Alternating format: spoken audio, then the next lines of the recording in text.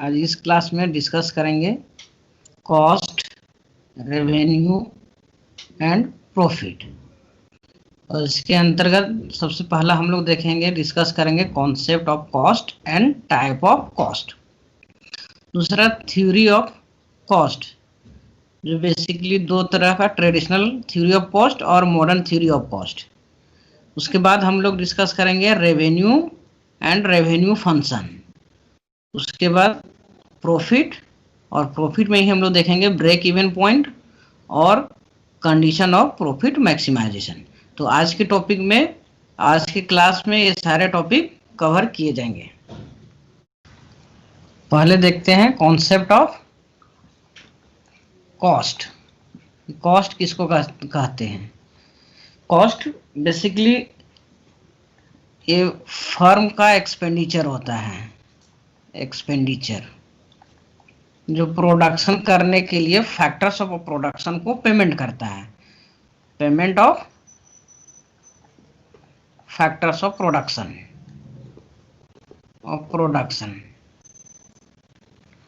जैसे कोई agriculture production कर रहा है, एग्रीकल्चर कर रहा है कि तो उसको लैंड चाहिए, है ना, लैंड, लेबर, कैपिटल,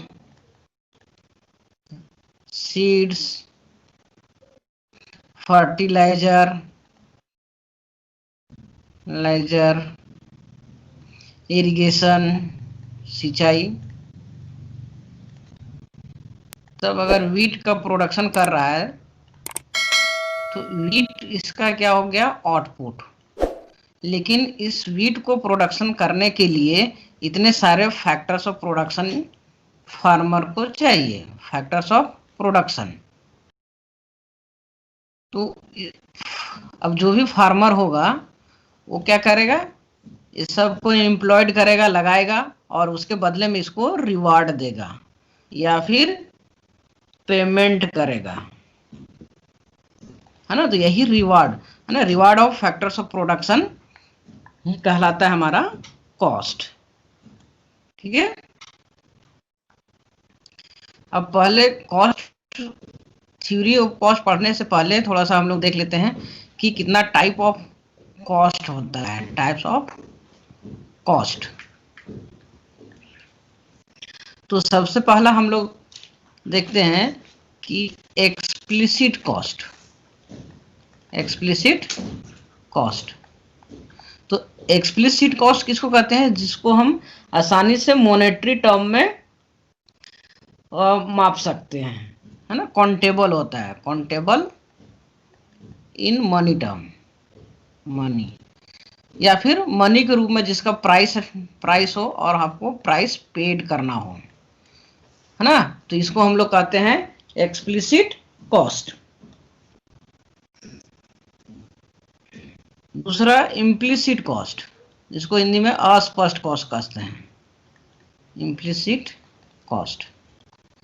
वैसे कॉस्ट को कहते हैं जिसको हम डायरेक्टली काउंट नहीं कर सकते हैं कि उसका प्राइस कितना है, डायरेक्टली नॉट काउंटेबल, है ना। इसमें बेसिकली आता है कि अगर कोई फर्म है, फर्म अपना सेल्फ सप्लाइड कर रहा है फैक्टर्स का, self supply of factors of production.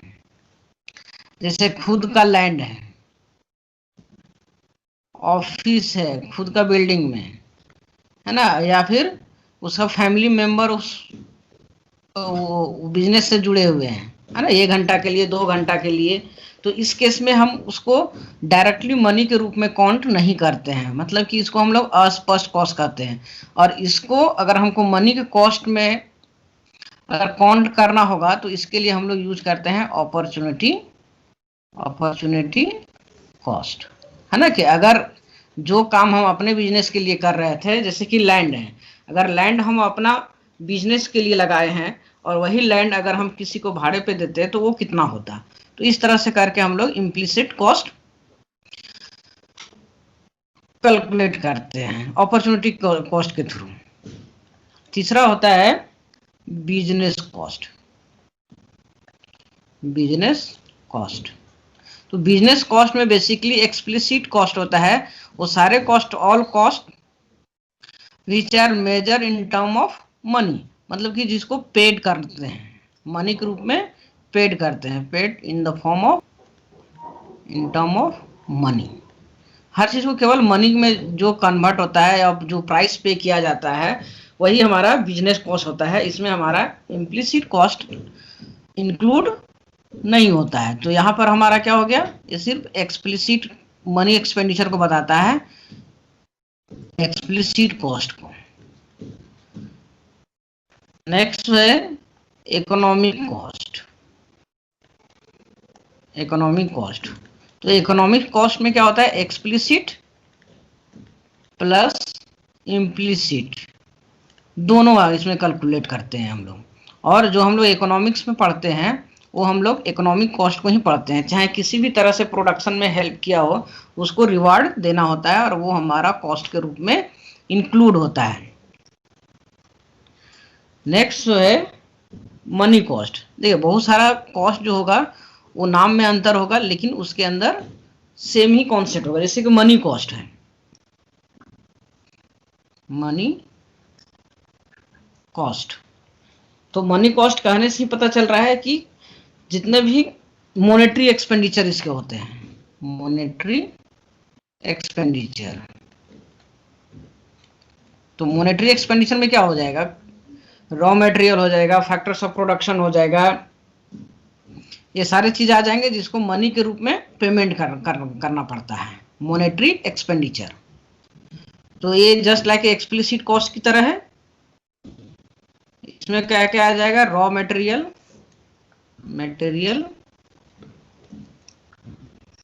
Veg and salary, wage and salary, machine, interest जिसको हम लोग बोलते हैं interest, rent, depreciation cost, depreciation cost है ना, जो मेंटेनेंस कॉस्ट होता है तो उसके लिए भी हम लोग मनी एक्सपेंडिचर करते हैं। फिर एडवर्टीजमेंट,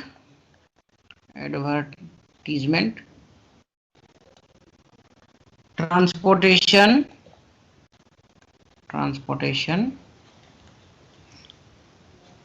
इंश्योरेंस, जो कंपनी को इंश्योरेंस करता है ना, हर कंपनी का इंश्योरेंस होता है, और नॉर्मल प्रॉफिट, इसमें नॉर्मल प्रॉफिट भी आता है, नॉर्मल प्रॉफिट। तो नॉर्मल प्रॉफिट किसको मिलता है, एंटरप्रेन्योर को, है ना, कि उसको भी कम से कम नॉर्मल प्रॉफिट उसको मिलना चाहिए, नहीं तो वो काम किस लिए करेगा, एंटरप्रेन्योर काम नहीं करेगा, रिस्क क्यों उठाएगा। और फ्यूल एक्सपेंडिचर, इस तरह से इसमें आता है मनी एक्सपेंडिचर में, जिसको डायरेक्टली मनी से परचेज किया जाता है या मनी के रूप में उसको पेमेंट किया जाता है। तो total money cost equal to क्या होता है, total money cost equal to explicit cost, plus implicit cost. Implicit cost इसलिए इसमें ऐड हो रहा है क्योंकि अगर उसको मनी के फॉर्म में अपना लैंड लगाया और लैंड में उसको रेंट के रूप में दे रहा है तो वो भी इसमें आ जाएगा, प्लस नॉर्मल प्रॉफिट।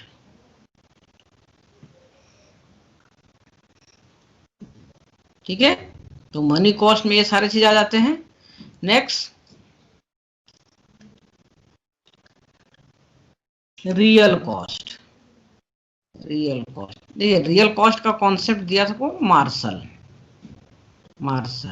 ये बेसिकली सोशल कॉस्ट से रिलेटेड है, इसको हम लोग दूसरा टर्म में सोशल कॉस्ट भी बोलते हैं, कि अगर कहीं पे इंडस्ट्री लग रही है और इन्वायरमेंट से भी, तो इस इंडस्ट्री के कारण सोसाइटी को कितना नुकसान सहना पड़ रहा है, जैसे कि एयर पोल्यूशन के टर्म में, और वाटर पोल्यूशन, लैंड पोल्यूशन, ये सारी चीज हमारा रियल कॉस्ट हो जाता है जो सोसाइटी वहन करता है। इसी चलते इसको कहते हैं कॉस्ट ऑफ सोसाइटी, या फिर इसको बोल सकते हैं थर्ड पार्टी लॉस।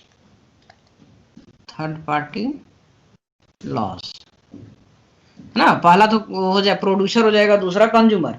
तो प्रोड्यूसर को प्रॉफिट होगा, कंज्यूमर को सेटिस्फेक्शन मिलेगा। लेकिन उसके दौरान जो सोसाइटी है उसके प्रोडक्शन प्रोसेस से या फिर उसका कंजम्पशन एक्टिविटी से नुकसान जो हो रहा है उसी को हम लोग यहाँ पर रियल कॉस्ट कहते हैं। नेक्स्ट है अपॉर्चुनिटी कॉस्ट, है ना। तो बेस्ट अल्टरनेटिव यूज को ही हम लोग क्या कहते हैं, अपॉर्चुनिटी कॉस्ट।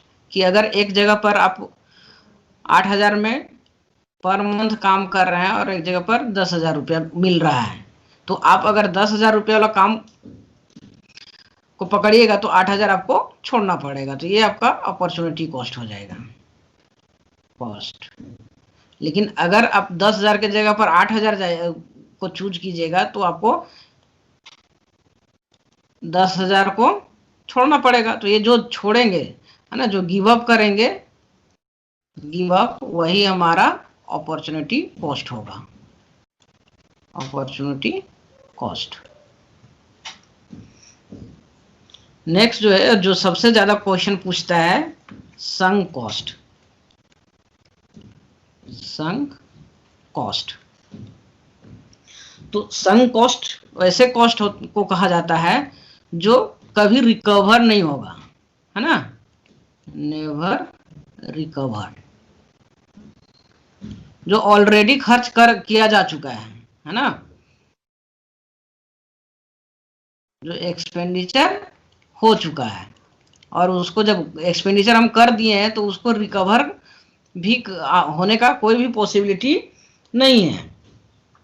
जैसे कि अगर हम फिक्स कैपिटल लेते हैं, फिक्स कैपिटल, तो फिक्स कैपिटल को हम तो पेड कर चुके हैं, अब हम कंपनी चलाएं या ना चलाएं इसका कोई भी मतलब नहीं है, आप तो इसको इसके ऊपर खर्च कर चुके हैं। तो बेसिकली इसमें फिक्स कैपिटल आ जाता है, और कोई अगर प्रोजेक्ट शुरू कर रहे हैं, है ना, तो वो प्रोजेक्ट कॉस्ट भी आ जाता है, क्योंकि अगर प्रोजेक्ट आपका चले या ना चले उससे कोई मतलब नहीं है। अगर प्रोजेक्ट शुरू करने के लिए उसमें एक्सपेंडिचर कर चुके हैं तो वो एक्सपेंडिचर भी आपका संक कॉस्ट हो जाएगा। और नेक्स्ट जो इस आता है वो मेंटेनेंस कॉस्ट, है ना, मेंटेनेंस कॉस्ट हो जाएगा, जो ऑलरेडी खर्च कर चुके हैं, वो आने वाला खर्च के लिए नहीं, ठीक है। उसके बाद मार्केटिंग,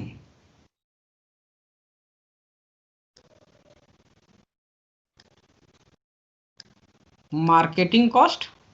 मार्केटिंग करने का मतलब कि अगर आप कोई भी नया प्रोडक्ट लॉन्च कर रहे हैं तो उसमें एडवर्टाइजमेंट जा रहा है, सेल्समैन हो घूम रहा है उसको प्रोडक्ट को बेचने के लिए, तो ये तो आपको बिके या ना बिकेगा या ना बिकेगा उससे मतलब नहीं है, लेकिन ये तो कॉस्ट पहले आपको अकर करना पड़ेगा।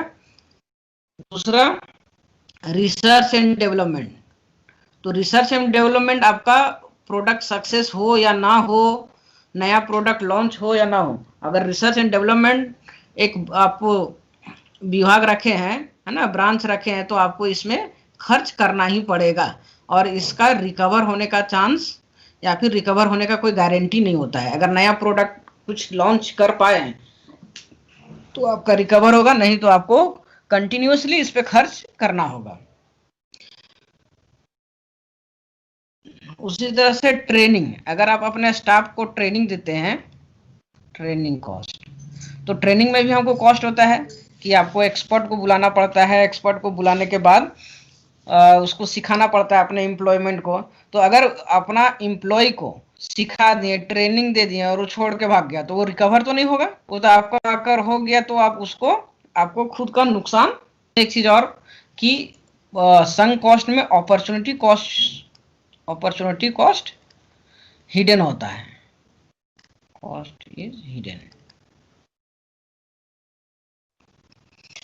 नेक्स्ट टोटल कॉस्ट, ये तो सबको पता है, टोटल कॉस्ट, जो किसी भी प्रोडक्ट को टोटल कॉस्ट, तो टोटल कॉस्ट में आपका फिक्स कॉस्ट और प्लस वेरिएबल कॉस्ट ये दोनों आ जाता है ना। मतलब कि जो कोई भी वस्तु का प्रोडक्ट कर रहे हैं उसमें जितना भी टोटल एक्सपेंडिचर फर्म के द्वारा किया जा रहा है वो टोटल हमारा कॉस्ट के रूप में काउंट किया जाता है।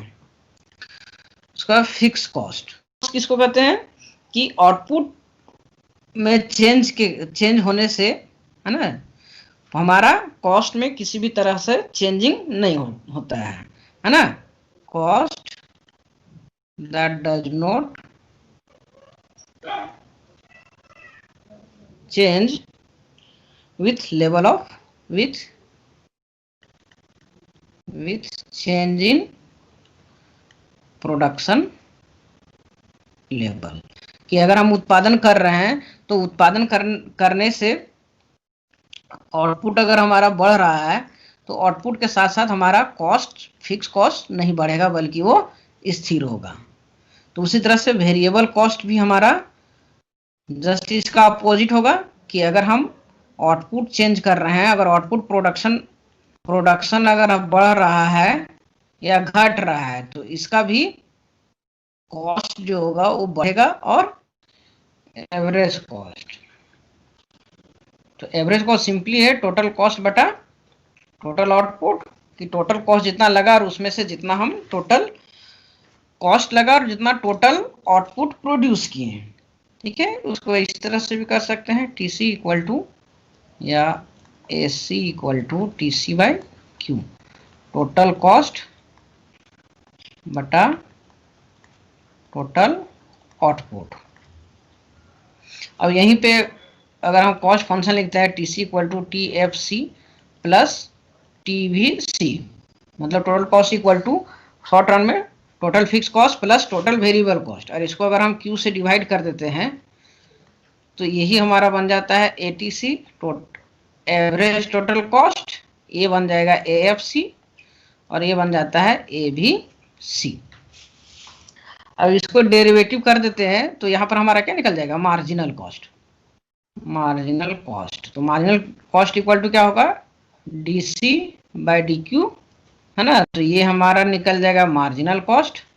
और अगर हम टोटल कॉस्ट को, टोटल फिक्स कॉस्ट को अगर हम डेरिवेटिव करेंगे तो ये जीरो हो जाएगा, मतलब कि फिक्स कॉस्ट का मार्जिनल कॉस्ट नहीं होगा, नो मार्जिनल कॉस्ट, क्योंकि मार्जिनल का मतलब होता है rate of changing, rate of changing. तो फिक्स कॉस्ट में कोई चेंजिंग नहीं होगा तो मार्जिनल कॉस्ट भी हमारा क्या हो जाएगा, जीरो हो जाएगा। और जब टीवीसी को डेरिवेटिव करेंगे क्यू के रिस्पेक्ट में तो ये हो जाएगा हमारा एम बी सी। तो एक्चुअली अगर ये तो हमारा क्या हो गया, टोटल फिक्स कॉस्ट जीरो हो गया, तो एम सी या एम बी सी दोनों हमारा बराबर होता है, इसलिए एम बी सी नहीं बोलते हैं बल्कि एम सी बोलते हैं। नेक्स्ट हमारा होता है हिस्टोरिकल कॉस्ट। हिस्टोरिकल कॉस्ट,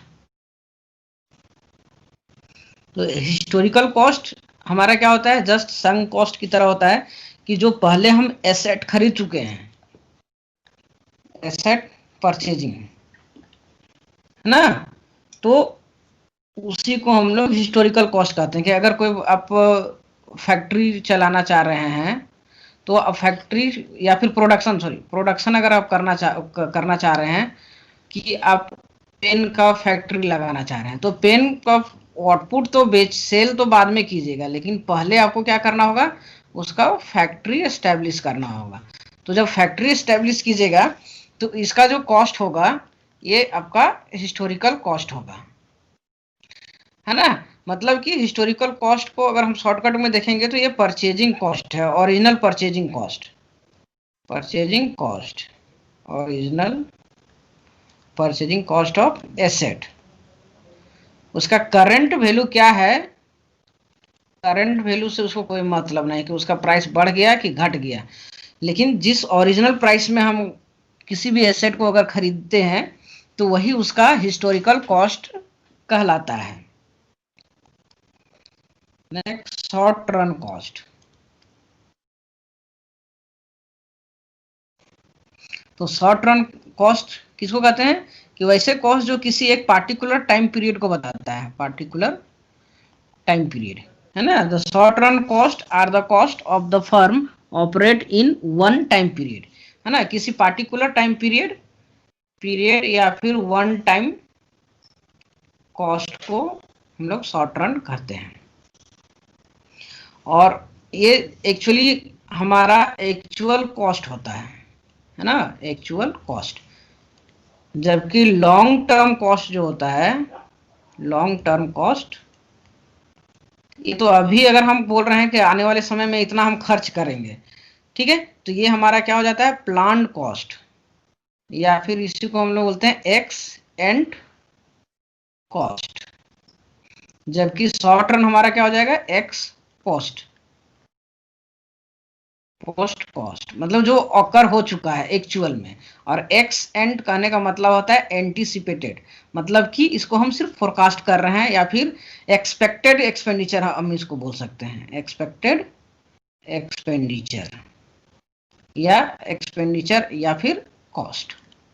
ठीक है, तो शॉर्ट रन एक्चुअल हो जाता है, लॉन्ग रन प्लान कॉस्ट हो जाता है ना, या फिर expected cost of production. Next जो एक इन्फ्लेशन थ्योरी में ज्यादातर पूछता है, मीनू कॉस्ट, है ना। तो मीनू कॉस्ट क्या होता है, printing of Meenu, printing cost of Meenu. Meenu जैसे रेस्टोरेंट में जाते हैं ना, तो मीनू उसका प्रिंट होता है ना, तो प्रिंट का जो कॉस्ट एकर होता है, तो उसी को हम लोग मीनू कॉस्ट कहते हैं, जो आगे जाके मीनू इन्फ्लेशन, इन्फ्लेशन में आपको ज़्यादा डिटेल में पढ़ने को मिलेगा। तो ये इतना टाइप ऑफ हमारा क्या था, कॉस्ट था। अब हम लोग चलते हैं actual theory of cost, theory of cost. तो थ्योरी ऑफ कॉस्ट में दो थ्योरी हम लोग पढ़ते हैं। पहला को हम लोग कहते हैं traditional cost theory, traditional cost theory, और दूसरा हमारा होता है मॉडर्न कॉस्ट थ्योरी। तो दोनों को देखते हैं, दोनों में अंतर क्या है, ट्रेडिशनल कॉस्ट थ्योरी क्या बोलता है और मॉडर्न कॉस्ट थ्योरी क्या बोलता है।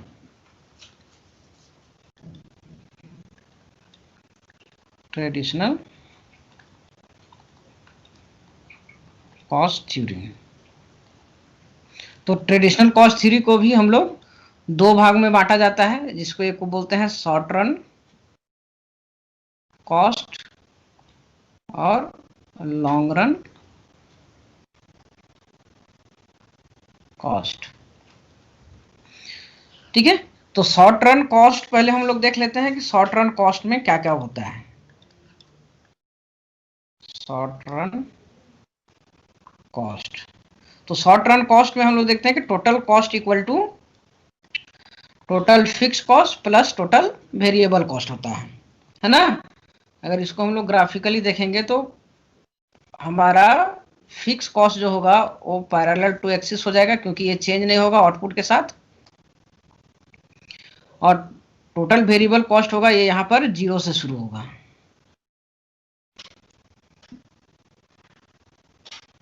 और ये दोनों का डिफरेंस जो होगा वो बराबर होगा, गैप यहाँ दोनों का बराबर होगा, है ना। मतलब कि difference between TC minus TVC equal to TFC होता है।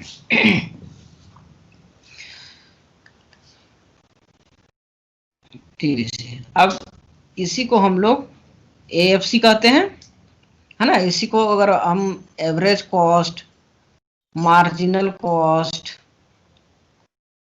और वेरिएबल कॉस्ट कहते हैं, है ना। Average variable cost, variable cost जो पहले इसको डिस्कस कर चुके हैं, है ना। तो यहां पर हम लोग बेसिकली देखेंगे कि shape of TC total cost का, एएफसी एमसी, है ना। ये और रिलेशन देखेंगे इसमें कि टीसी और एमसी और एएफसी में क्या रिलेशन है। तो सबसे पहला कि टीसी कर्व जो होता है वो हमारा, इसको कहते हैं इनवर्स एस शेप होता है ना। इसका नाम दिया जाता है इनवर्स एस शेप या फिर कॉनकेव टू कॉन्वेक्स। मैथमेटिकल, लेकिन ज़्यादातर एग्जाम में एक पूछता है कि इनवर्स एस शेप। एएफसी जो है, एएफसी ये हमारा रेक्टेंगुलर हाइपरबोला होता है, एक कंटिन्यूअसली फॉलिंग होता है एएफसी ना, क्योंकि हम एएफसी इक्वल टू क्या होता है, टीएफसी बटा एक्स। तो अगर हम एक कोई कॉस्ट फंक्शन ले लेते हैं A X square minus B X plus D, तो यहाँ पर डी हमारा क्या हो गया, ये फिक्स कॉस्ट हो गया और ये दोनों हमारा वेरिएबल कॉस्ट हो गया। तो अगर मान के चलते हैं ये 10 है और एक आउटपुट प्रोड्यूस होता है तो ये 10 होगा, 2 होगा तो ये क्या होगा 5 होगा, 3 होगा तो 3.33 समथिंग आएगा। तो पहले ये क्या होता है कि बहुत स्पीड से घटता है ना, और फिर धीरे धीरे धीरे धीरे घटता है, लेकिन ये नेवर टच, मतलब कि एएफसी जो है वो कभी भी नेवर टच द एक्सिस, या फिर इसको हम लोग कह सकते हैं एबीसी कभी भी 0 नहीं होता है। ठीक है, नेक्स्ट इसमें हम लोग देखते हैं एमसी कर्व। तो एमसी कर्व जो है वो क्या होता है, यू शेप होता है, यू शेप। ठीक है, कि पहले घटेगा फिर मिनिमम होगा और फिर इंक्रीज करेगा।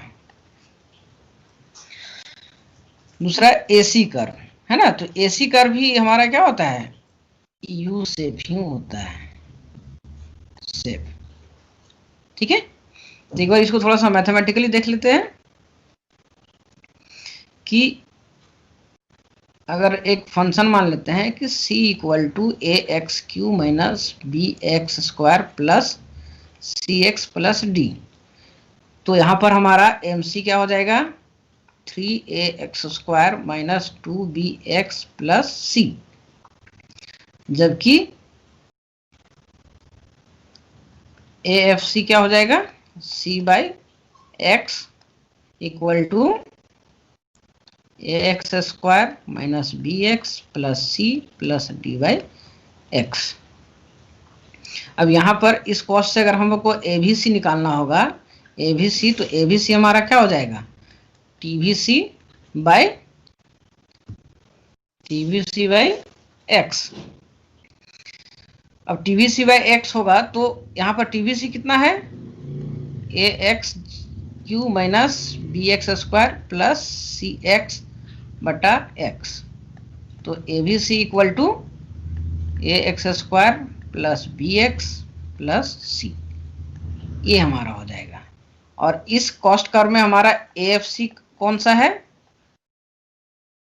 ये पोर्शन हो जाएगा कि टीएफसी बटा एक्स, एक्स यहाँ पर आउटपुट है तो ये हो जाएगा डी बाई एक्स, क्योंकि जब हम फिक्स, अगर फिक्स का बात करेंगे तो ये हमारा फिक्स कॉस्ट हो गया और ये हमारा वेरिएबल कॉस्ट हो गया। तो इसी के आधार पे हम लोग इसको फिक्स कॉस्ट या वेरिएबल कॉस्ट कहते हैं। वेरिएबल किसको करेंगे, जिसके साथ आउटपुट या फिर कोई वेरिएबल मल्टीप्लाई होगा, और फिक्स कॉस्ट किसको कहेंगे यहाँ पर, जिसके साथ वेरिएबल नहीं होगा। यहाँ एसी कर्व को थोड़ा सा हम अच्छा से देख लेते हैं। एसी कर्व, तो एसी कर्व हमारा कैसा होता है, यू शेप होता है ना। तो यू शेप होता है तो इस पॉइंट पे 3 पॉइंट को लेते हैं, ए बी और सी। तो ए पॉइंट पे हमारा क्या है, इसका डाउनवर्ड स्लोपिंग है, तो D A C by D X is less than 0 होगा।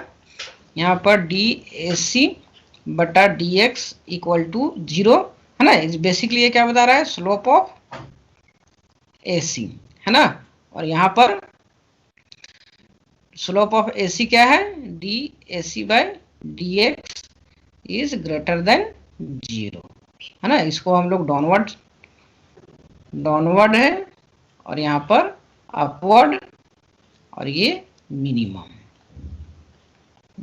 में से। अगर दोनों का रिलेशनशिप का अगर हम बात करें, एसी और एमसी का रिलेशनशिप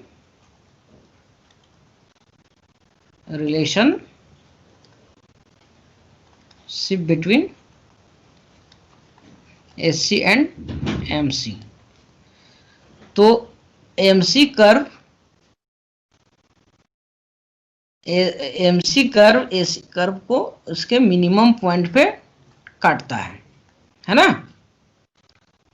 यहाँ पर याद रखिएगा क्वेश्चन यहाँ पर पूछता है, तो यहाँ पर क्वेश्चन क्या पूछेगा कि जब एसी फॉलिंग है, एसी इज फॉलिंग, तब इस केस में क्या होगा, जब एसी फॉल कर रहा है तो यहाँ पर AC slope of AC is greater than slope of MC, और जब एसी हमारा मिनिमम होगा, एसी इज मिनिमम, तो यहां पर देखिए मिनिमम है तो दोनों हमारा क्या है, बराबर है, तो slope of AC equal to slope of MC. ठीक है, और जब एसी, पहला कंडीशन, दूसरा, तीसरा, और जब एसी राइजिंग होगा तो यहां पर slope of AC is greater then MC. ठीक है, तो शॉर्टकट में हम कह सकते हैं कि एसी जब फॉलिंग है तो AC is greater then MC, और जब ये मिनिमम है तो एसी इक्वल टू एमसी, और जब ये राइजिंग है, उल्टा हमने एमसी, ये एसी, और जब ये राइजिंग पोर्शन है तो MC is greater then AC. ठीक है, तो ये हमारा क्या था, रिलेशनशिप बिटवीन एसी एमसी। अब एक बार हम लोग देख लेते हैं सारे कर्व को एक साथ, है ना, कि किस तरह से एक दूसरे से रिलेट है। कभी कभी क्वेश्चन भी पूछ देता है ग्राफ छाप के, है ना। तो यहाँ पर पहले एएफसी होगा जो कंटिन्यूअस फॉलिंग होगा, है ना, एएफसी, फिर उसके बाद होगा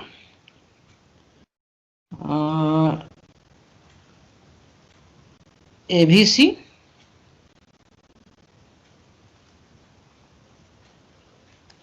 एबीसी, उसके बाद होगा एसी, और एमसी जो है वो दोनों को मिनिमम पॉइंट पे काटेगा। ग्राफ आप लोग देख लीजिएगा थोड़ा सा, मिनिमम पॉइंट पे काटेगा। तो ये क्या हो गया, एस एम सी, ये सारा शॉर्ट रन है ना। तो यहाँ पर क्या है कि सबसे बड़ा कौन होता है, एसी। ये दोनों को अगर कंपेयर करेंगे तो AC is greater than ABC, है ना, या फिर कभी कभी इसको लिखता है ATC is greater than ABC. ठीक है, और ये दोनों के बीच में क्या होगा, पहले जब फॉलिंग पोर्शन होगा तो ये दोनों के बीच का डिस्टेंस ज़्यादा होगा, और जब राइजिंग पोर्शन में डिस्टेंस जो होता है वो नैरो डाउन होने लगता है, कम होने लगता है, नैरो डाउन। तो ये था इसका रिलेशन। तो अब यहाँ पर एक देख लेते हैं कि जब हम लोग फिक्स्ड कॉस्ट कहते हैं तो फिक्स्ड कॉस्ट में कौन कौन सा कंपोनेंट आता है और वेरिएबल फैक्टर में कौन कौन सा आता है। तो फिक्स फैक्टर में जो आता है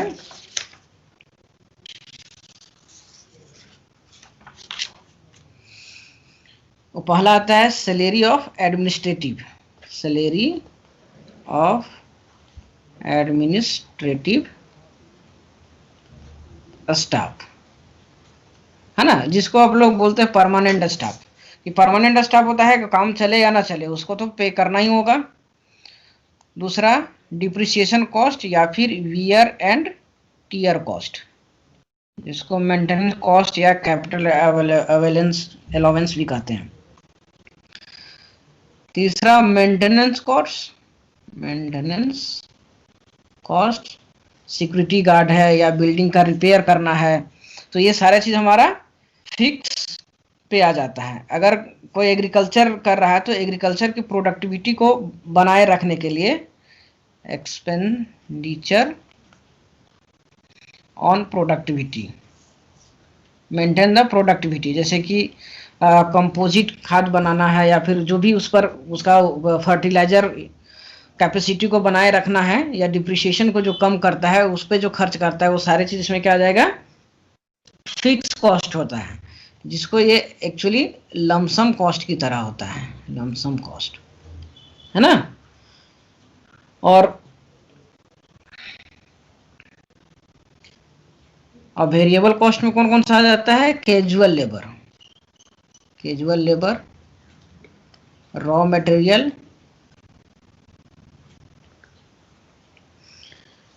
running expenditure on capital, running expenditure on capital, ठीक है। कोई सामान टूट गया फूट गया तो उसको लगाना है, फिर मेंटेनेंस करने के लिए स्टाफ रखे हैं उस पर यहाँ पर खर्च किया जा रहा है। और फ्यूल भी हमारा क्या होगा यहाँ पर, वेरिएबल कॉस्ट होगी, फिर अगर चलेगा तो फ्यूल लगेगा, नहीं चलेगा तो नहीं लगेगा। तो यहाँ पर होगा कि यू शेप क्यों होता है ना। एक क्वेश्चन यहाँ से बार बार आता है कि एसी कर्व यू शेप होता है तो क्यों होता है, वाई। तो शॉर्ट रन हम जब बात कर रहे हैं शॉर्ट रन कॉस्ट का, तो इसमें हमारा क्या हो जाएगा, लॉ ऑफ डिमिनिशिंग के कारण, डिमिनिशिंग के कारण, ठीक है। तो याद रखिएगा यहाँ पर लॉ ऑफ डिमिनिशिंग के कारण यहाँ पर हमारा यू शेप होता है, कौन, एसी और एमसी दोनों। तो ज्यादातर एसी को लेके पूछता है, तो इस सब चीज में याद रखिएगा, ये सब कभी भूलना नहीं चाहिए, नहीं तो बार बार कंफ्यूज हो जाएगा। नेक्स्ट हम लोग एक साथ देखते हैं long run, long run cost. तो लॉन्ग रन कॉस्ट में हम लोग सिर्फ सारा सिर्फ वही रहता है, सिर्फ एसी कर्व के बारे में थोड़ा सा पढ़ते हैं कि एसी कर्व कैसा होता है लॉन्ग रन में, इन्वेलप कर्व होता है, ठीक है, इन्वेलप कर्व, मतलब थोड़ा सा फ्लैटर होता है इस तरह से। Long run AC,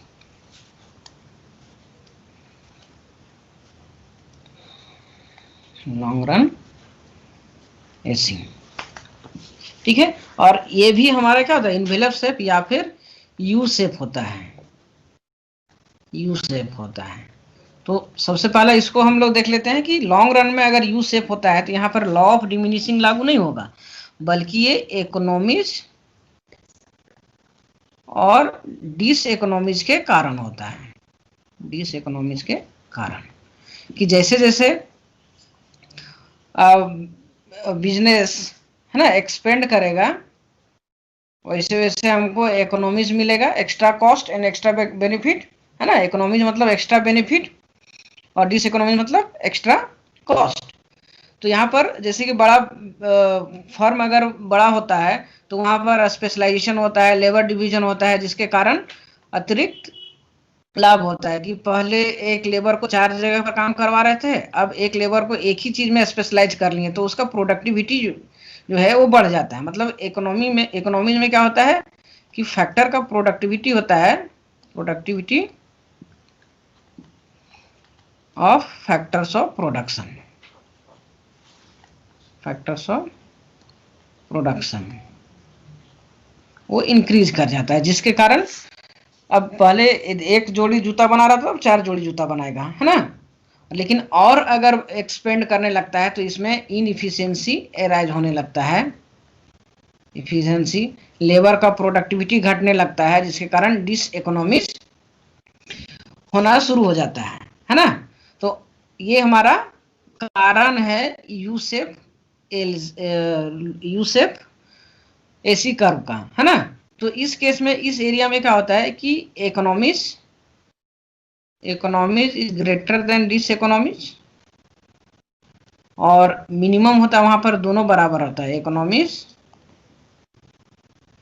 equal to dis economies, मित व्ययता इक्वल टू अमित व्ययता, और यहाँ पर ऊपर में dis economics is greater than economics, जिससे कि लॉस होता है ना। अब दूसरा इसमें देखते हैं कि यहाँ पर शॉर्ट रन का क्या योगदान होता है, क्योंकि शॉर्ट रन के मिलकर ही बनता है लॉन्ग रन का। तो यहाँ पर याद रखिएगा कि ये जब लॉन्ग रन एसी फॉलिंग होता है, लॉन्ग रन एसी जब फॉलिंग होता है ना, तो यहाँ पर शॉर्ट रन एसी जो है वो अपना फॉलिंग पार्ट पे इस पर टच करता है ना, इस तरह से, मिनिमम पार्ट पे नहीं, क्योंकि छोटा रहता है तो उसका कॉस्ट ऑफ प्रोडक्शन ज़्यादा रहता है ना। तो इसका यहाँ पर शॉर्ट रन एसी और ये शॉर्ट रन एमसी होगा। अगर यहाँ आएगा तो धीरे धीरे ये मिनिमम पॉइंट की ओर आएगा, ये यहाँ पर नहीं होगा, ये यहाँ पर इसका मिनिमम पॉइंट पे टच करेगा और ये यहाँ पर। लेकिन जब ये मिनिमम पॉइंट पे आ जाएगा तो ये दोनों बराबर हो जाएगा, शॉर्ट रन एसी और शॉर्ट रन एमसी।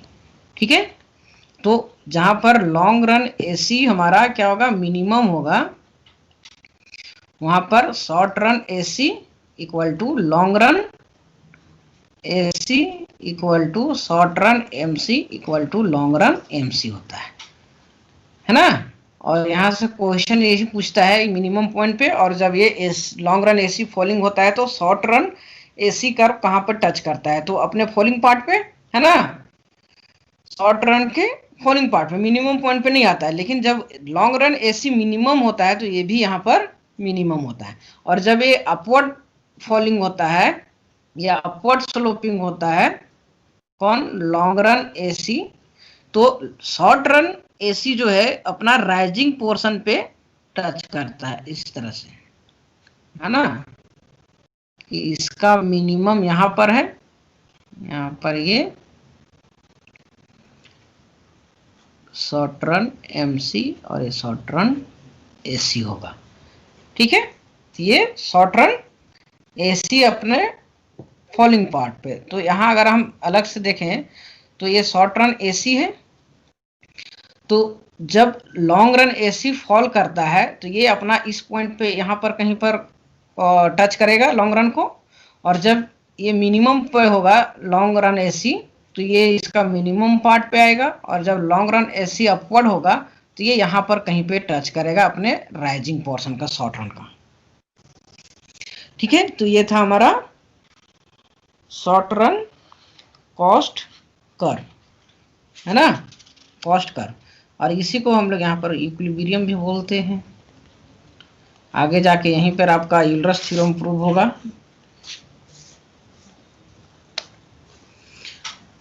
अब नेक्स्ट बात हम लोग करते हैं मॉडर्न कॉस्ट थ्योरी का। मॉडर्न कॉस्ट थ्योरी, है ना। तो मॉडर्न कॉस्ट थ्योरी का शुरुआत किसने किया था, जॉर्ज स्टिगलर, 1939 में जॉर्ज स्टिगलर। ठीक है, ये बेसिकली कंट्रोवर्सी क्या था, यू शेप पे लेके, है ना, कि मार्जिनल एवरेज कॉस्ट जो होता है, एवरेज कॉस्ट यू शेप होता है। तो इन लोगों ने इस पर सवाल उठाया कि यू शेप नहीं होता है। बेसिक आर्गुमेंट क्या था इसमें मॉडर्न कॉस्ट थ्योरी में, कि कोई भी फर्म अगर अपना फैक्ट्री या प्लांट लगाता है तो वो सिंगल यूनिट प्रोडक्शन नहीं करता है, सिंगल यूनिट, है ना, जैसे कि हमारा मार्जिनल कॉस्ट में दिखाया जाता है, या फिर सिंगल प्रोडक्ट नहीं करता है, सिंगल प्रोडक्ट, बल्कि मल्टीपल प्रोडक्ट प्रोडक्शन करता है ना। दूसरा साथ में क्या था कि एक प्लांट अगर बनाता है तो वहां पर सिर्फ, जैसे कि अगर ये यहाँ पर एक्सेस कैपेसिटी की लोग बात करता है ना, यहाँ पर कि ये हमारा AC है, तो इसका पूरा कैपेसिटी यूज करेगा तो यहाँ पर होगा, सॉरी MC है ना, MC। लेकिन अगर ये X1 पे करेगा और X2 पे नहीं करेगा तो यहाँ पर क्या होगा कि प्लांट जो है वो अनयूटिलाइज रहेगा, यूटिलाइज मतलब कि ये इसका एक्सेस कैपेसिटी जो है उसको यूज नहीं किया, बल्कि ये अंडर यूटिलाइज कर रहा है ना। लेकिन जो मॉडर्न कॉस्ट थ्योरी है वो बात करता है रिजर्व कैपेसिटी का, ठीक है, कि कोई भी फर्म होता है वो अपने पास मोर फ्लेक्सिबल रखता है अपना प्रोडक्शन को बढ़ाने के लिए, मोर फ्लेक्सिबिलिटी है ना। कहने का मतलब वो एक्स्ट्रा मशीन या एक्स्ट्रा टूल्स वो अपने पास रखता है कि अगर अचानक मांग अगर बढ़ जाता है तो मांग बढ़ जाने के कारण हम उत्पादन को बढ़ा सकते हैं, जिसको इन्वेंट्री के रूप में देखा जाता है। कि इन्वेंट्री को, जैसे कि अगर घर में 3 फैमिली है तो 3 ही प्लेट नहीं रहता है ना, बल्कि वो 5 प्लेट या 5 से 6 प्लेट रखता है। कि अगर अचानक 3 मेंबर से कोई और आ गया, 6 हो गया, तो हम फिर उस केस में कैसे करेंगे, है ना। तो यही हिसाब यहाँ पर मॉडर्न कॉस्ट थ्योरी में भी देखने को मिलता है कि मॉडर्न कॉस्ट थ्योरी आर्गुमेंट करता है कि कोई भी फर्म अपना लिमिटेड कैपेसिटी नहीं रखता है कि जितना एक्सपेक्टेड डिमांड होगा उतना ही हम अपना प्लांट कैपेसिटी रखेंगे, बल्कि उससे ज़्यादा रहता है कि अचानक अगर एक्सेस डिमांड बढ़ जाता है तो हमको एक्सेस बढ़ाने के लिए हमारे पास कुछ रिजर्व कैपेसिटी होना चाहिए, रिजर्व प्लांट या रिजर्व मशीनरी कुछ होना चाहिए, ठीक है। तो ये बेसिक आर्गुमेंट था दोनों के बीच। जबकि मॉडर्न थ्योरी या ट्रेडिशनल थ्योरी सिर्फ सिंगल आवर का बात करता है कि 8 घंटा यूज करना चाहिए, है ना। तो आगे इसको देखेंगे। तो पहला हम लोग इसको शॉर्ट रन में देखते हैं क्या कंट्रोवर्सी है। Short run modern cost theory, ठीक है। तो शॉर्ट रन में सबसे पहला हम लोग AFC कर्व जो होता है वो एज इट इज होता है, as it is traditional cost.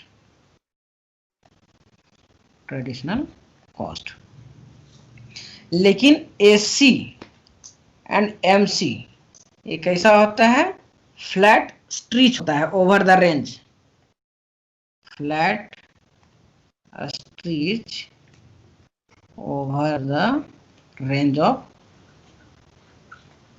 Of output, है ना। जिसको हम लोग इस तरह से देख सकते हैं,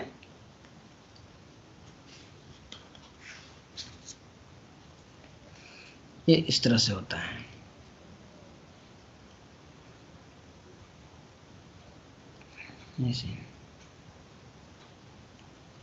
ठीक है। ये एक्चुअली इस तरह से होगा,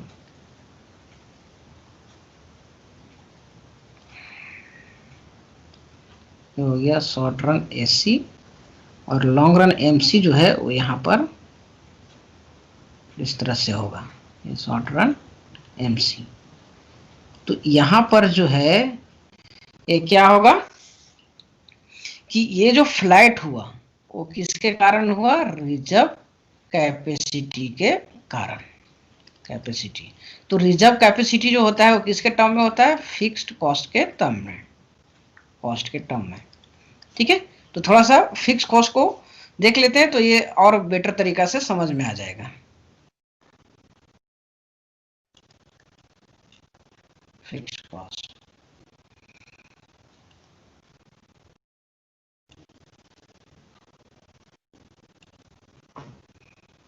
यहां पर आ गया, एक यहां पर,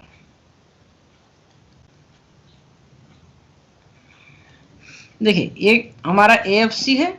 लेकिन जब डिमांड बढ़ जाता है ना, तो जब डिमांड बढ़ जाता है तो इसी को जो रिजर्व कैपेसिटी है, तो रिजर्व कैपेसिटी फिक्स टर्म में होता है, तो यहाँ पर यूटिलाइज करता है, या फिर यूटिलाइज करने के लिए इसके पास दो तरह का ऑप्शन मौजूद होगा। पहला तो जो ओवर टाइम खटवाएगा ओवर टाइम किसको, लेबर को, कि पहले 8 घंटा कर रहा था तो अब उसको 12 घंटा 18 घंटा काम करवाएगा, और इसके लिए उसको हायर वेज देना पड़ेगा, है ना, मोर वेज पे करना पड़ेगा पे। और दूसरा की क्या है कि दूसरा है कि उसी में से छोटा छोटा इक्विपमेंट जो है ना, स्मॉल इक्विपमेंट को इंक्रीज करें, इक्विपमेंट को इंक्रीज करेगा। तो ये दोनों स्थिति में वहां पर क्या हो जाएगा, इस स्थिति में कि फिक्स्ड कॉस्ट जो है वो वहां पर पुराने से थोड़ा सा ऊपर हो जाएगा, कि अगर छोटा मशीन लगा देता है यूनिट का तो ये हमारा यहां से यहां तक आ जाता है, इस तरह से, ठीक है। और इसी कारण से यहां पर वो फ्लैट होता है। दूसरा कारण है ना, तो ये हमारा यहाँ पर ओवर टाइम हो गया, न्यू मशीनरी का हो गया, और जिसके कारण हमारा एसी जो है वो क्या होता है, एसी और एमसी फ्लैट स्ट्रीच होता है। और जहां पर ये फ्लैट स्ट्रीच होता है वहां पर एसी और एमसी दोनों हमारा बराबर हो जाता है ना। और बराबर हो जाता है, इसका कहने का मतलब कि ये आउटपुट रेंज में दोनों बराबर होगा, उसका जब तक रिजर्व कैपेसिटी होगा, कैपेसिटी को यूज करेगा, ठीक है। अब थोड़ा सा देख लेते हैं एवरेज, एवरेज कॉस्ट। एक साथ इन लोग सभी को कंपेयर कर देते हैं तो ज्यादा अच्छा समझ में आ जाएगा।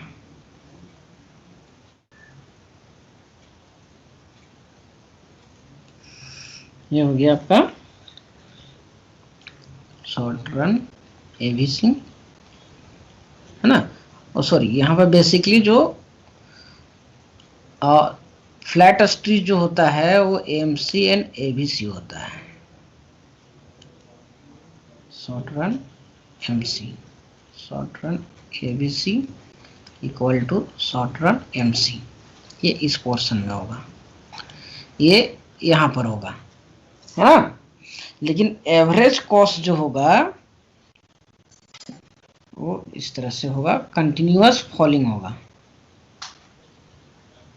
कंटिन्यूअस फॉलिंग करेगा। और ये कहां पर बराबर होगा, जहां पर इसका रिजर्व कैपेसिटी मिनिमम कहां पर होगा, मिनिमम जहां पर रिजर्व कैपेसिटी जो है, रिजर्व कैपेसिटी खत्म हो जाता है, एंड हो जाता है ना। तो यहां पर ये शॉर्ट रन था, जबकि लॉन्ग रन में एक ही चीज याद रखिएगा, लॉन्ग रन एसी जो होता है वो एल शेप होता है, एल शेप।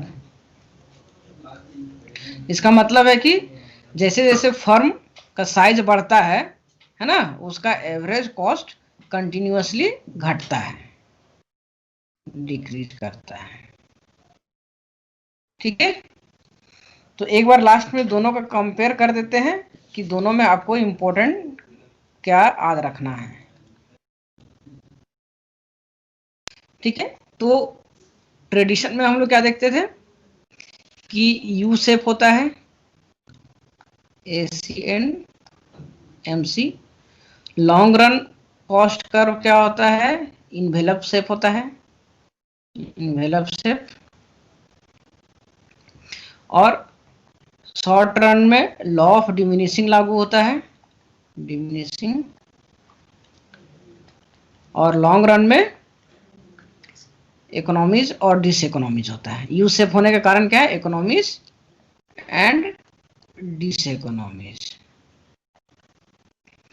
और ट्रेडिशनल थ्योरी क्या बात करता है, एक्सेस कैपेसिटी का बात करता है, कैपेसिटी का बात करता है ना। जबकि मॉडर्न कॉस्ट थ्योरी क्या बात करता है कि एबीसी और एसएमसी, है ना, short run average variable cost और शॉर्ट रन मार्जिनल कॉस्ट, ये क्या होता है, स्ट्रीच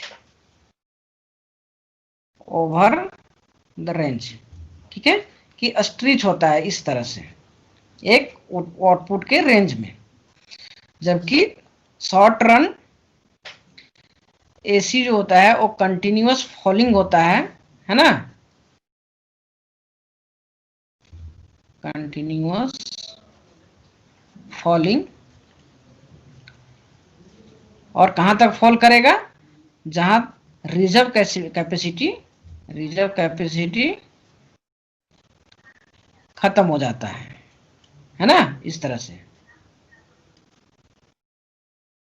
ठीक है। और लॉन्ग रन में एसी, लॉन्ग रन एसी कैसा होता है, एल शेप होता है। ठीक है, तो ये चीज आप लोग को याद रखना पड़ेगा, है ना। और इसका रिजर्व कैपेसिटी ये सब याद रखिएगा। रेवेन्यू फंक्शन, नेक्स्ट हम लोग बात करेंगे revenue function. Concept of revenue देखते हैं। तो रेवेन्यू बेसिकली क्या होता है कि कोई भी प्रोडक्ट, कोई भी बिजनेस मैन अपना प्रोडक्ट को बेचता है, तो जितना प्रोडक्ट बेचता है, क्वांटिटी बेचता है, और उस क्वांटिटी को उसके प्राइस से गुना अगर हम कर देते हैं, तो उसको हम लोग रेवेन्यू कहते हैं, टोटल रेवेन्यू। या फिर आप कह सकते हैं कि टोटल आउटपुट सेल करने के बाद जो इनकम आता है या फिर रिसीव जो करता है मनी के फॉर्म में, उसको हम लोग रेवेन्यू कहते हैं। या simple TR equal to P into X, price into quantity. ठीक है, तो अगर मान के लिए 10 रुपया है और 20 क्वांटिटी बेचा, है ना, तो TR इक्वल टू कितना हो जाएगा, 200, है ना। यहाँ पर हम कॉस्ट को नहीं ले रहे हैं ना कॉस्ट को, यहाँ प्रॉफिट का बात नहीं कर रहे हैं, बल्कि सिर्फ रेवेन्यू का बात कर रहे हैं। तो रेवेन्यू जितना भी बेचने के बाद, जितना भी टोटल आउटपुट बेचने के बाद जो मनी के रूप में आता है, रिसीप आता है, उसी को हम लोग रेवेन्यू कहते हैं। तो उसी तरह से इसमें भी मार्जिनल एडिशनल बेचने के बाद जो रेवेन्यू आता है, मार्जिनल रेवेन्यू, तो ये भी TRN माइनस 1, या फिर first derivative of TR equal to MR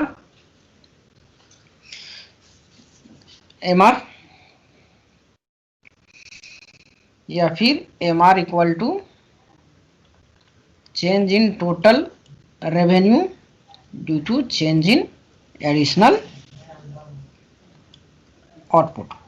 ठीक है, कि एडिशनल आउटपुट को बेचने के बाद कितना हमारा टोटल रेवेन्यू में चेंजिंग हो रहा है। और AR इक्वल टू सिंपली जब हम टोटल रेवेन्यू को टोटल क्वांटिटी से डिवाइड कर देते हैं, है ना। अब यहाँ पर हम लोग देखते हैं कि डिफरेंट मार्केट में रेवेन्यू कर्व, ठीक है, कैसा होता है। पहला हम लोग परफेक्ट कंपटीशन देखते हैं, कंपटीशन, और दूसरा इम्परफेक्ट कंपटीशन,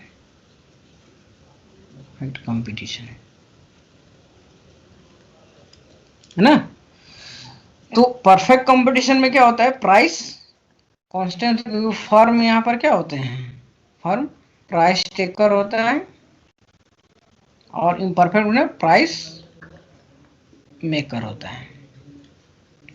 तो यहाँ पर परफेक्ट कंपटीशन में TR जो होता है वो स्ट्रेट लाइन होगा, स्ट्रेट अपवर्ड। ऐसा क्यों होगा, क्योंकि यहाँ पर 10 रुपया फिक्स है ना। अब एक क्वांटिटी बेचेगा तो 10 रुपया होगा, दो क्वांटिटी 10 ही रुपये में बेचना है, ठीक है, तो 20 रुपया होगा। तो ये इस तरह से जाएगा, ये आउटपुट एडजस्ट करके ही अपना रेवेन्यू को बढ़ा सकता है ना। और इसके कारण इसका AR और MR बराबर होता है। या फिर डिमांड कर्व क्या होता है, फर्म का डिमांड कर्व होता है, फर्म का डिमांड कर्व हॉरिजेंटल होता है, हॉरिजेंटल,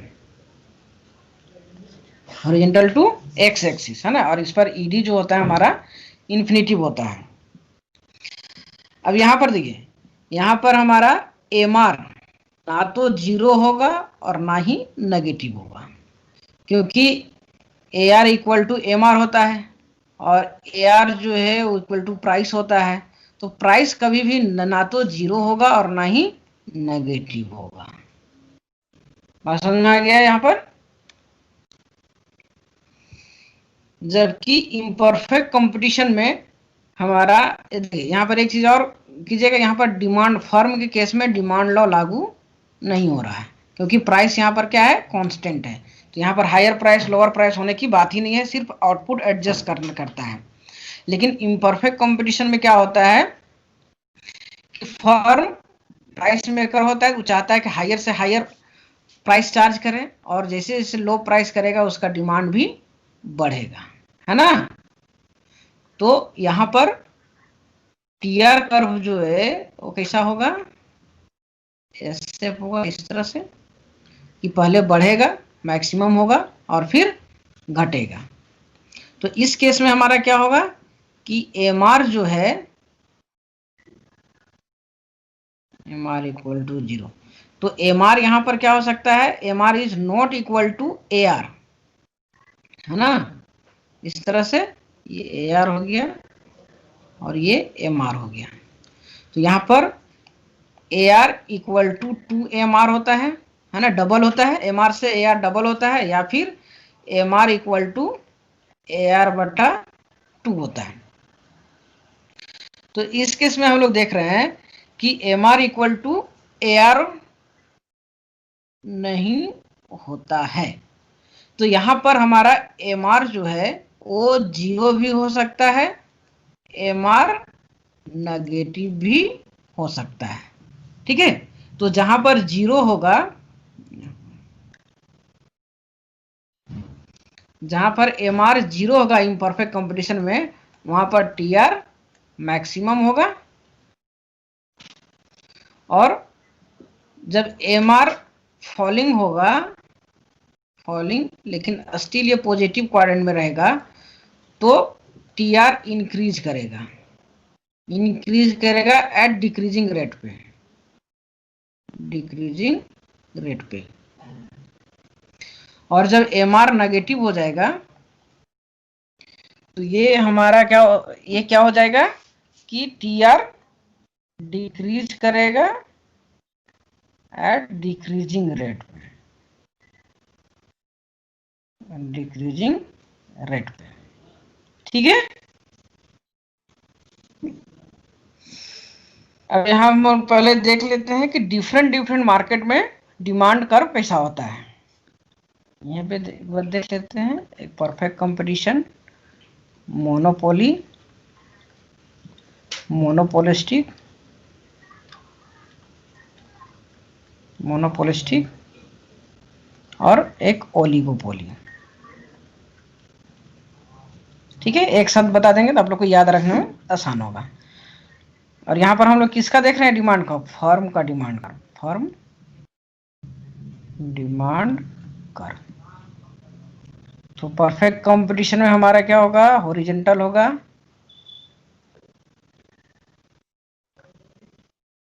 यहाँ A R equal to M R, D equal to infinity. Monopoly में क्या होगा, लेस इलास्टिक होगा, ईडी इज लेस देन 1, और यहाँ पर A R equal to 2mr, और ये यहाँ पर हॉरिजेंटल होगा, हॉरिजेंटल, यहाँ पर डाउनवर्ड स्लोपिंग होगा, स्लोपिंग। मोनोपोलिस्टिक में ये थोड़ा स्टीपर होगा, स्टीपर, और ये फ्लैटर होगा, जो ED equal to greater than 1 होगा। और यहाँ पर भी ए आर इक्वल टू 2mr होगा, या फिर ए आर बटा 2 इक्वल टू एम आर। और इसका भी डिमांड कर्व कैसा होगा, डाउनवर्ड स्लोपिंग।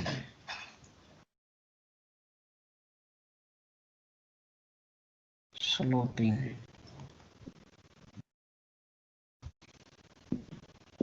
डाउनवर्ड स्लोपिंग होगा। जबकि ओलिगोपोली में क्या होगा, ये किंग्ड होगा इस तरह से, है ना।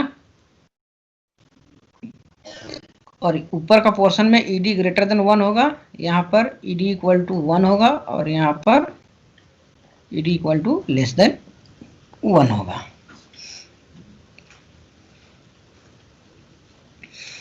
ठीक है, तो ये हम लोग का पूरा demand curve different different market में होता है, कैसा होता है ये यहाँ पर डिस्कस किए। अब हम लोग देखते हैं रिलेशनशिप बिटवीन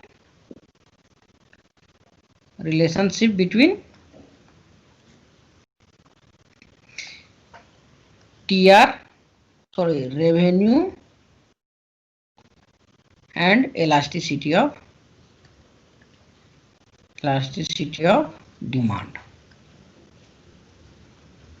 ठीक है, तो पहला हम लोग जानते हैं ईडी इक्वल टू क्या होता है, ए आर बटा A R minus M R, या फिर ईडी इक्वल टू क्या होता है, मार्जिनल फंक्शन बटा एवरेज फंक्शन।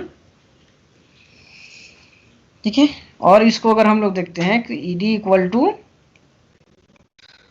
1 माइनस ईडी, ठीक है, या फिर M R equal to A R ED minus 1 बटा ईडी, या फिर इसको हम लोग कह सकते हैं ए आर इक्वल टू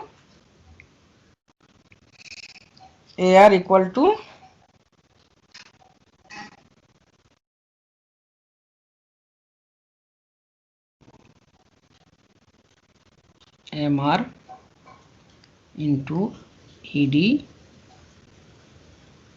बटा ईडी माइनस 1। तो इस केस में अगर हमारा ईडी इन्फिनिटिव हो जाएगा, है ना, तो A R equal to M R हो जाएगा। तो ये परफेक्ट कंपटीशन को दर्शाता है, और अगर ये लेस देन 1 रहेगा तो ये इम्परफेक्ट कंपटीशन को दर्शाएगा।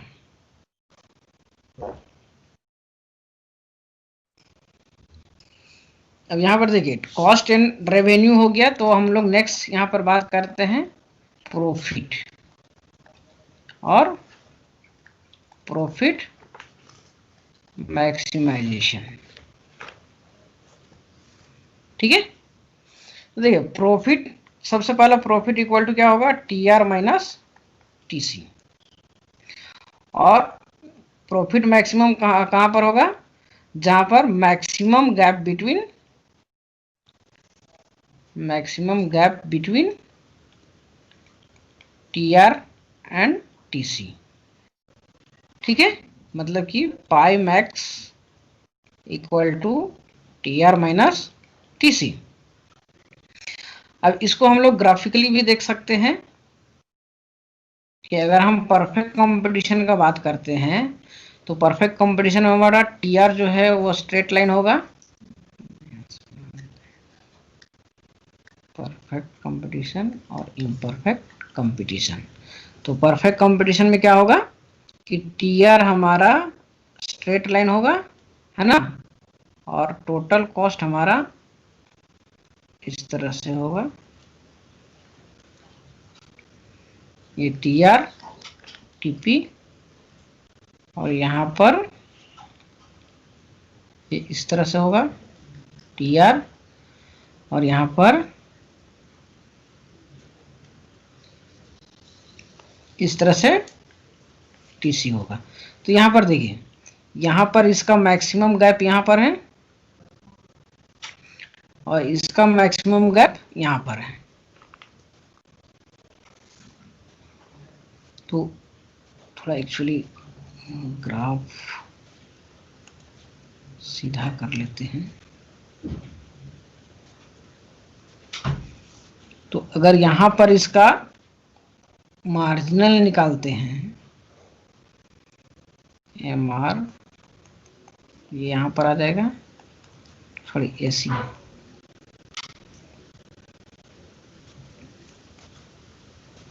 ये नीचे का प्रॉफिट, ठीक है, और यहाँ पर भी इसको हम प्रॉफिट से दिखाते हैं।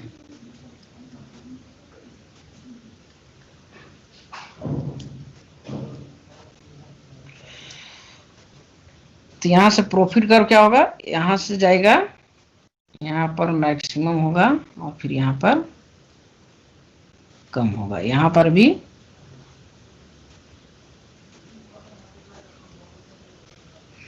ठीक है।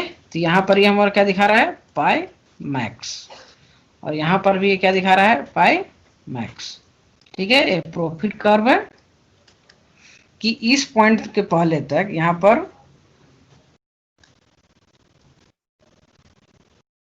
ए बी सी डी, तो ए बी पर यहाँ पर क्या है, T R equal to T C, A B C and D, ये तीन, ये दोनों इसमें यहाँ पर T R equal to T C है और यहाँ पर भी T R equal to T C है ना।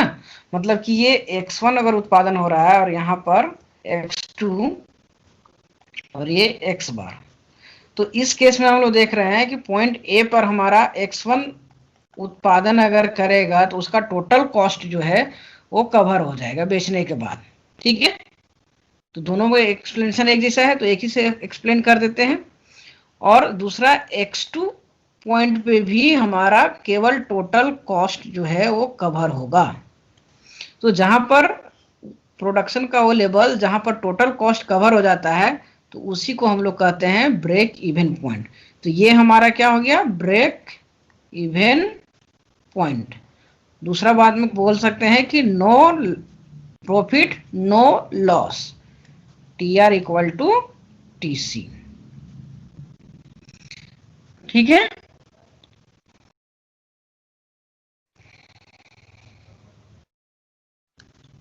नेक्स्ट देखते हैं हम लोग कंडीशन ऑफ प्रॉफिट मैक्सिमाइजेशन। देखिए पहला होता है T R and T C concept, T R and T C. दूसरा होता है M R and M C. तो पाई इक्वल टू क्या होता है, T R minus T C. तो इसका पहला नेसेसरी कंडीशन क्या होगा, कंडीशन कि first order derivative D P by D X is equal to 0 और दूसरा D P by D X square is less than 0। ये हमारा नेसेसरी कंडीशन हो गया, सॉरी सफिशिएंट कंडीशन।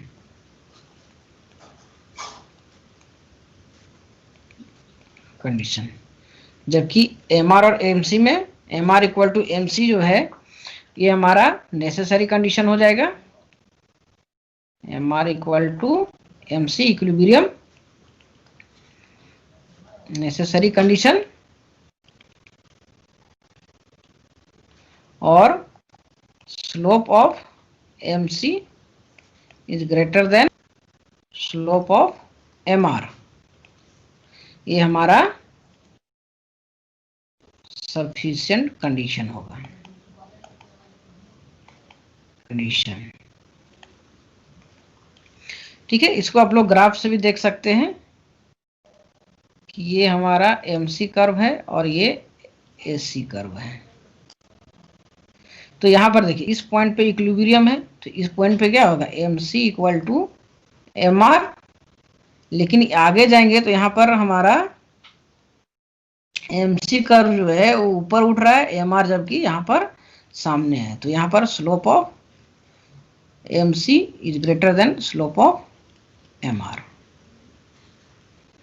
या इसको देखिए ये दोनों अलग अलग है लेकिन दोनों एक ही एक्सप्लेनेशन है। अगर आप मैथमेटिकल इसको डेराइव कीजिएगा तो पाई इक्वल टू क्या हो जाएगा, T R minus T C. तो मैक्सिमम में क्या हो जाएगा, D pi by D X equal to D X T R minus T C. क्या हो जाएगा, जब इसको हम लोग करेंगे तो ये एम आर हो जाएगा और ये एम सी हो जाएगा। और जब इसको हम लोग जीरो कर देंगे, फर्स्ट ऑर्डर डेरिवेटिव जीरो, तो M R equal to M R minus M C या फिर M R equal to M C. और इसका जब सेकेंड ऑर्डर डेरिवेटिव करेंगे D pi square by D X square, तो ये हमारा क्या होना चाहिए, लेस देन जीरो। तो D pi square by D X square equal to D M R minus M C क्या होना चाहिए, लेस देन जीरो।